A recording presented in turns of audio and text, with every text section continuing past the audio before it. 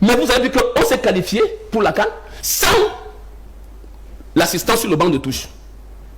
Je me demande si c'était une autre équipe. Et il me semble que le SGPR a reçu par 3 fois l'entraîneur national pour le féliciter. Moi, c'est la première fois au Cameroun que je vois le SGPR de la présidence de la République recevoir un entraîneur. Même Rigobert Song, qui a qualifié le Cameroun à l'enfer de Blida, n'a jamais été reçu. Mais on a reçu ça. D'ailleurs, on a vu l'entraîneur être célébré à l'aéroport international de Simalène, comme quand le président de la République rentre au Cameroun. Vous avez vu ça. C'est important ce que je suis en train de dire. Parce que c'est là qu'il faut comprendre. Lorsque, aujourd'hui, on vient de vous dire que la fédération en jeu compte parce que le monsieur n'était pas assis au banc de touche.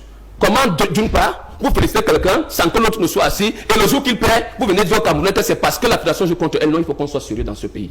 Il faudrait qu'on soit sérieux. Les responsables, c'est ceux-là qui ont violé le décret du président de la République. Les responsables, c'est ceux-là qui ont instrumentalisé la sélection nationale au profit des intérêts politiques. Et je vais vous dire, ce qui fait encore plus mal.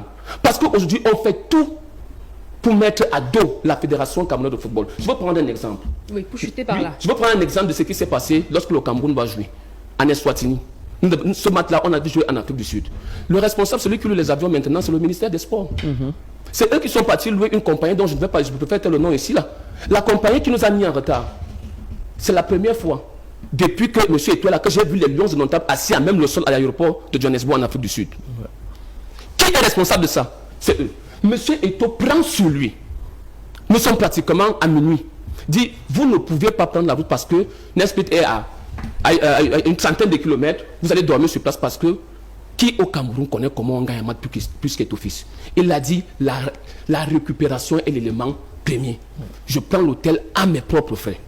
Mais il y a une réunion en plein aéroport entre le technicien, entre le responsable du ministère et entre un certain nombre de joueurs qui ont décidé de devenir des acteurs politiques et qui amènent des problèmes personnels pour contrecarrer les actions de la fédération. Ils ont dit, niet, on ne prend pas l'hôtel, on prend la route. Vous vous imaginez, ils ont fait plus de 50 km, nous sommes à minuit.